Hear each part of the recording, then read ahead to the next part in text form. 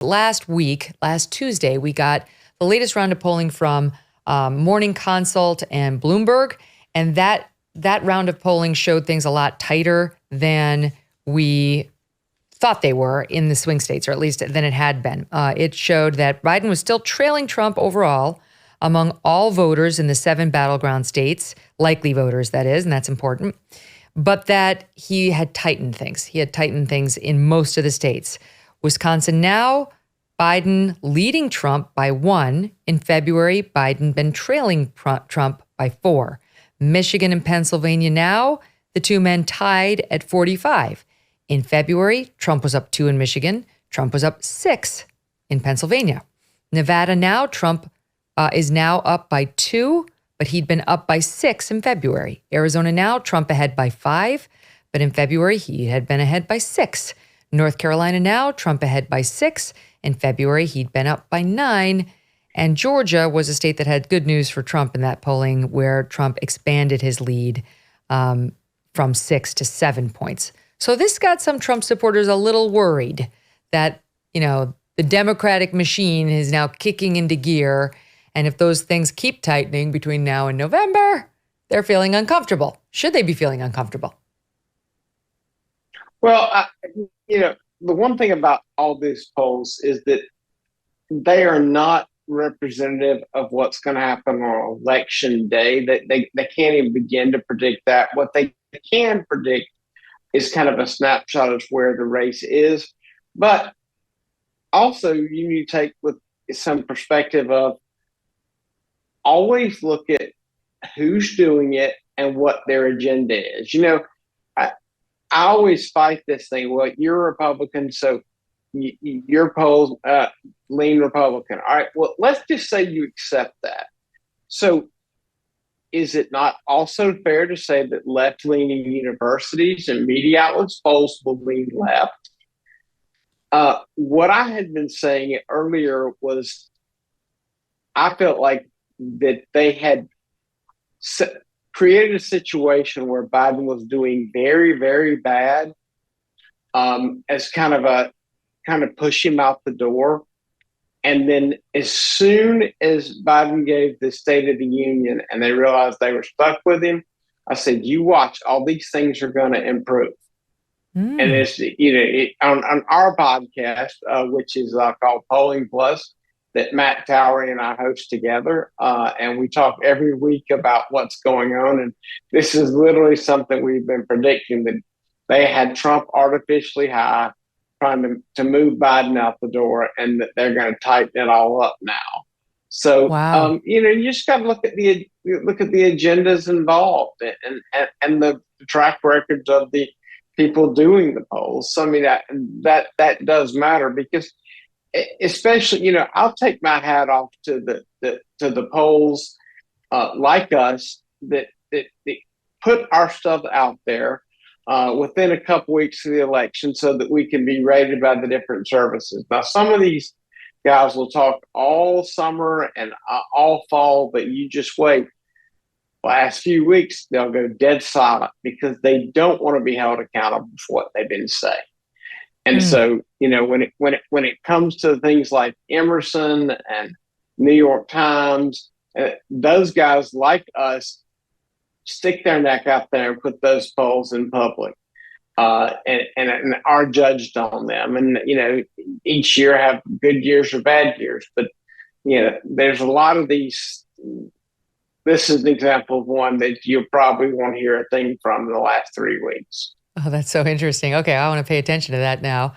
You guys did a poll for us, which we appreciate. Thank you very much. Just to take a temperature at the national level between these two men and beyond, because you included some third-party candidates. What'd you find?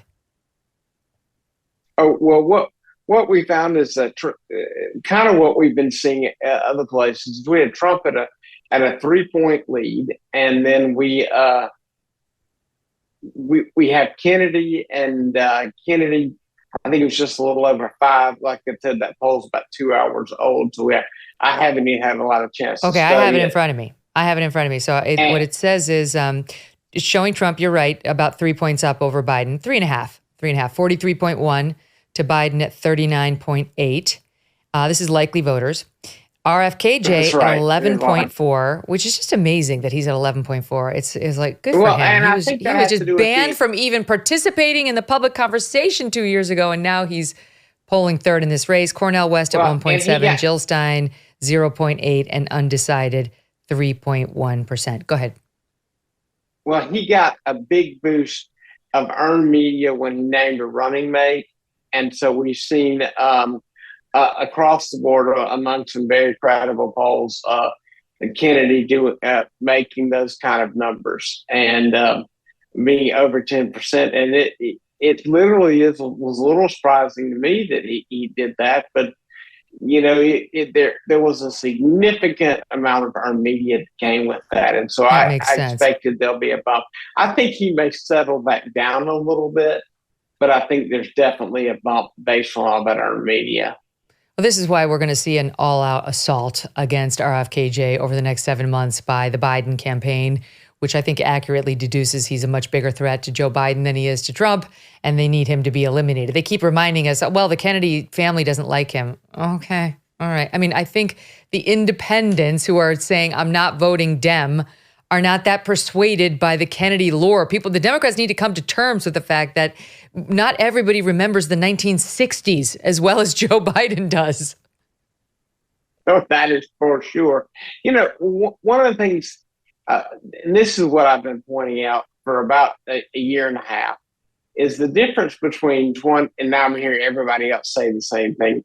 The difference between 2016 and 2020 was Jill Stein. Jill Stein's margin in every state was larger than Trump's margin of victory. So third-party candidates. That's amazing. Wait, can you say that again? Say that again. Jill Stein's margin, the votes that she got in those swing states, like Michigan, like Wisconsin, was larger than Trump's margin of victory. Wow, and so without Jill Stein, there's no guarantee that happens that way. So, you know, what you have when it was a two-person race, you have people who are just like, well, I don't like, there's a certain amount of people who say, well, I don't like either one, but hold their nose and vote for Biden.